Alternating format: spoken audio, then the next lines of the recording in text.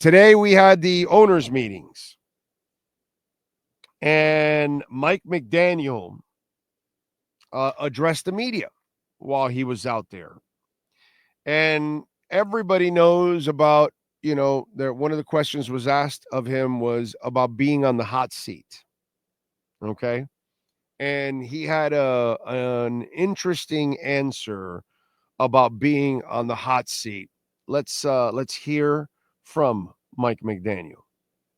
Than people realize. I think that's a natural part of it's why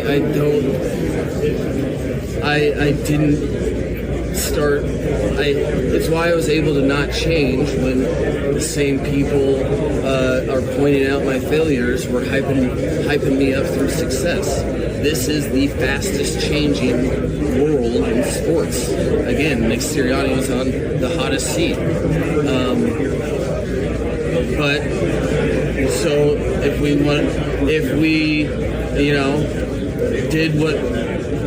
we had more closer to the season that we were chasing, if we won 2 more games, does that make me a different coach?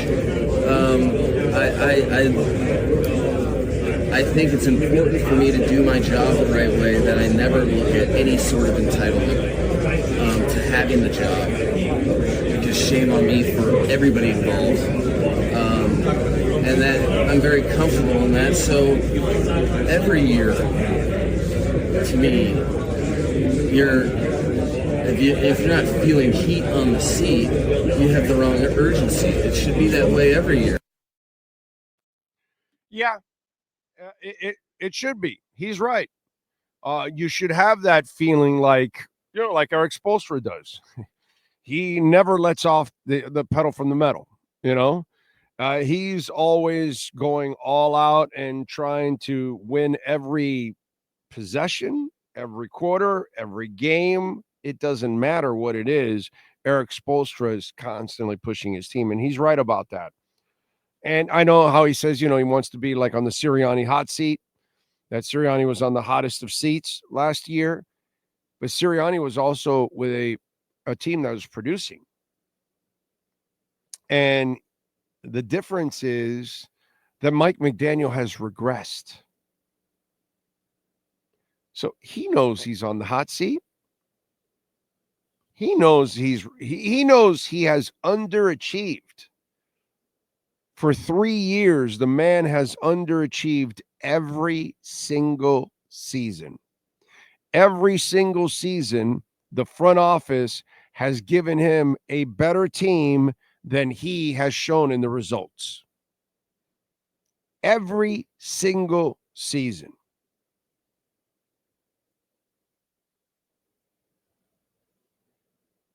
So he said what he was supposed to say. The problem is we're at a point now where the talk is cheap. And he wasn't getting maybe too high on people giving him love when they were having success, but he did take the liberties of being the jokester and having some fun with all these situations.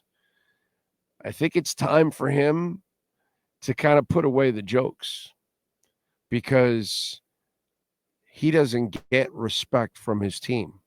He doesn't get respect from his players. Tyreek Hill didn't act like a horse's ass constantly with Andy Reid, but he certainly does with McDaniel. And after all the conversation and everything that went on, and all you people, you had what's the name of the girl, Amy Adams, or Adams, whatever, Adams Up, or whatever her name is. Kay Adams. Kay Adams, that's it. The whole Kay Adams thing and the whole sorry and all that, and it's like none of that meant shit to me. I told you then, and this is why it doesn't mean anything to me. Because this guy has zero credibility. And he doesn't care. And he doesn't respect his coach. And players don't respect this guy because everything is a joke. And that's why you still have pre-snap penalties. And that's why you have a coach that still can't get a play in on time. This is his 4th year coming up.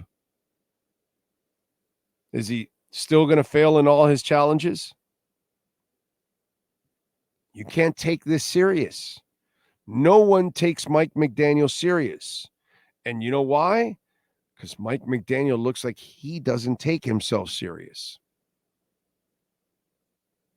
Dude, if you're a comedian or a talk show host or something like that, it's understandable if you don't want to take things serious.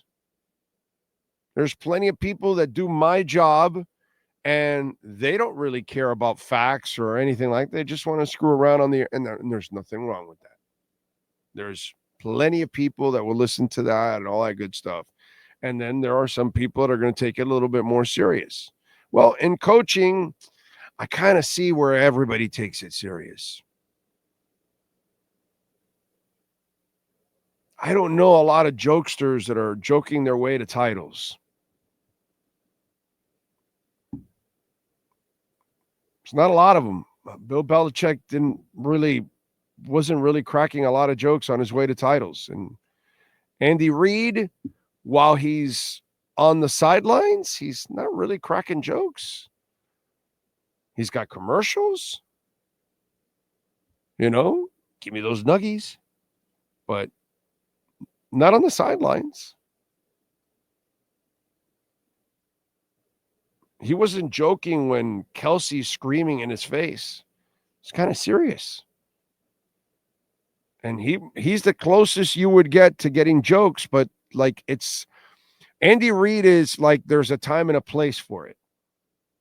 And he knows exactly the time and the place for it. This guy has no idea. I don't remember Tom Flores joking around a lot, or John Madden, or Don Shula. Don't know Sean Payton. The one time he held it up was also Mr. Jokes. I'm sure there's a lot of Mr. Jokes around winning championships. It's time for McDaniel. Yeah, dude, grow up. Get off the hot seat. You better, because you'll be out of work soon.